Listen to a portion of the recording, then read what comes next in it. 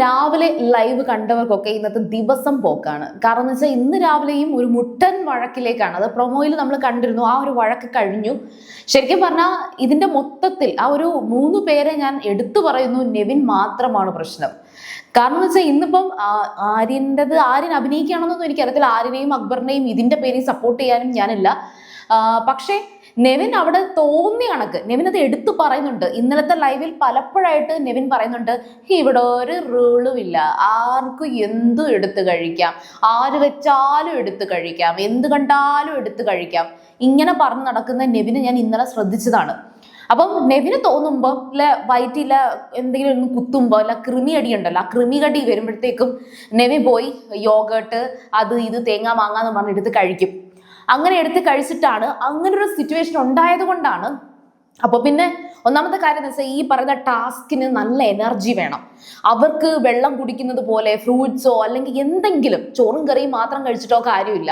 അപ്പം അനുമോള് വെക്കുകയാണെങ്കിൽ തക്കാളിച്ചോറാണ് ചെയ്യുന്നത്. അപ്പൊ തക്കാളിച്ചോറ് വെക്കുമ്പോഴത്തേക്കും കുറച്ച് തക്കാളിയുടെ എങ്കിലും കുറച്ച് വിറ്റാമിൻസും കാര്യങ്ങളും ഒക്കെ കിട്ടും. സാബുമാനും പറയാറുണ്ട്, അനുമോള് വെക്കുന്ന തക്കാളിച്ചോറാണെങ്കിൽ എനിക്ക് തക്കാളിച്ചോറ്, നിങ്ങൾ എന്തെങ്കിലും വെക്കുന്നതിനകത്ത് നല്ലത് വല്ലതും ഉണ്ടെങ്കിൽ എനിക്കത്. കാരണം സാബു എന്ന് പറയുന്ന ഒരു വ്യക്തി ശരിക്കും പറഞ്ഞാൽ ഒരു ഫുഡിയാണ്. അയാൾ കുറച്ച് ഹെൽത്ത് കോൺഷ്യസ് ആണ്, ജിമ്മും വർക്കൗട്ടും ഒക്കെ ചെയ്യുന്ന ആളാണ്. അപ്പം സാബുവിന് അറിയാം ഫുഡിന്റെ കാര്യത്തിൽ അത് എങ്ങനെ കഴിക്കണം, എന്ത് ചെയ്യണം എന്നുള്ളത്. അപ്പൊ 2 പേര് ചേരി തിരിഞ്ഞ് പിണങ്ങിയിരിക്കുക, അല്ലെങ്കിൽ ബിഗ് ബോസ് ഹൗസ് 2 വീടായിട്ട് മാറിയപ്പം ഈ സാബു 2 വീട്ടിലും പോകും ഫുഡ് കഴിക്കാൻ വേണ്ടിയിട്ട്. കാരണം സാബുവിന്റെ എനർജി തന്നെയാണ് കീപ്പ് ചെയ്യുന്നത്. അപ്പം നെവിൻ ഇതേ കണക്ക് സ്വന്തം ഇഷ്ടത്തിൽ ഓരോന്ന് എടുത്ത് കഴിക്കുമ്പോഴത്തേക്കും നൂറയിന്ന് നല്ല തകർത്ത്, നൂറ അടിപൊളിയായിട്ട് തട്ടി കയറി കൈ എടുത്ത് ഞങ്ങൾക്കും ഇത് കണക്ക് എടുത്ത് കഴിക്കാൻ അറിയാം എന്ന് പറഞ്ഞിട്ട് എടുത്ത് കഴിക്കാൻ നോക്കുകയാണ്. അപ്പം ആര്യൻ അവിടെ തടയുന്നതിന് ഒരർത്ഥവും ഇല്ല. ആര്യനായിരുന്നു ഭയങ്കരമായിട്ട് അത് തടഞ്ഞത്. പക്ഷെ ഒരു കാര്യമില്ല, നന്നായിട്ട് തന്നെ നൂറ കൊടുക്കുന്നുണ്ട്. അതിനുശേഷം അവര് ബ്രെഡും ബട്ടറും ഒക്കെ എടുത്ത് രാവിലെ അവർ 3 പേരും കൂടെ കഴിക്കുന്നുണ്ട്. അനീഷിനും സാബുവിനും ഒക്കെ അനുമോള് മാറ്റി വെച്ചത് കൊടുക്കുന്നുണ്ട്.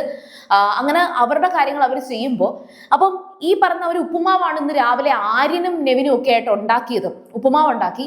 അത് നെവിൻ അത് ഉണ്ടാക്കിയെങ്കിലും അത് കൊള്ളില്ല.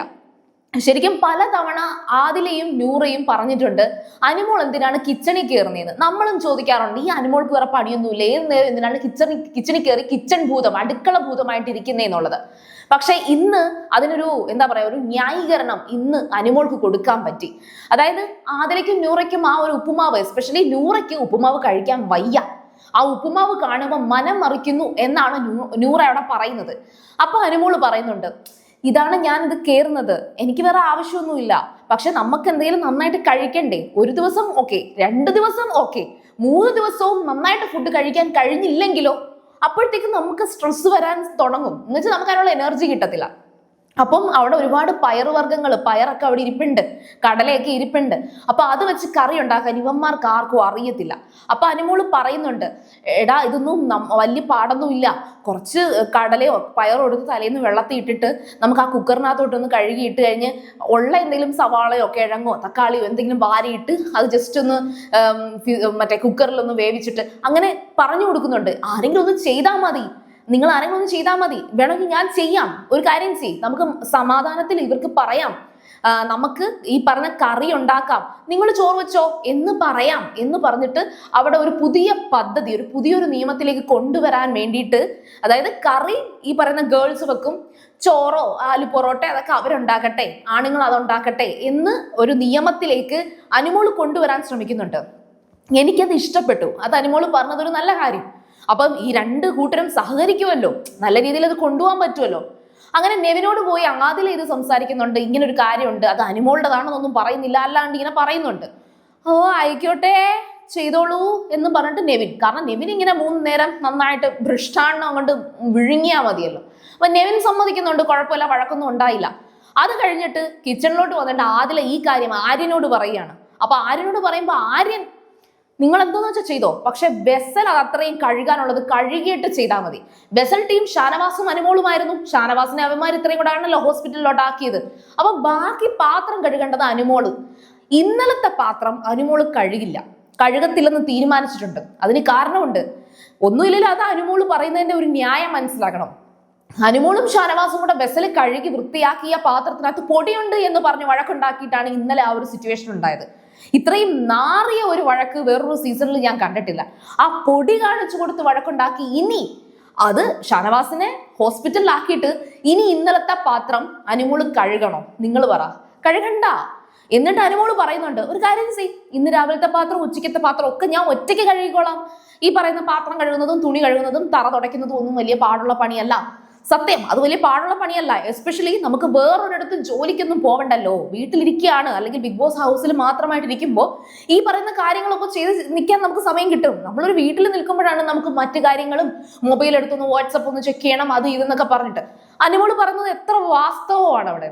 അപ്പം അതവിടെ പറയുമ്പോഴും ആര്യനതൊന്നും പോരാ. ഇന്നലത്തെ പാത്രം അനുമോളെ കൊണ്ട് കഴിപ്പിക്കാൻ നിൽക്കുകയാണെങ്കിൽ അത് നടക്കില്ല എന്നുള്ളത് ആദിലെടുത്ത് ആര്യൻ അത് പറയുമ്പോൾ, ആദില വന്ന് അനുമോളോട് പറയുമ്പോൾ അനുമോൾ അത് തീർത്തും പറയുന്നുണ്ട്, നടക്കില്ല എന്ന് തീർത്തും പറയുന്നുണ്ട്. അതിനുശേഷം ശരിക്കും പറഞ്ഞാൽ ഇനി അനുമോള് നൂറ, ആദില ഇവര് 3 പേരും സത്യത്തിൽ ആഹാര കാര്യത്തിൽ എന്താകും എടുക്കാൻ പോകുന്ന നിലപാടെന്നുള്ളത് നമുക്ക് കണ്ടറിയാം.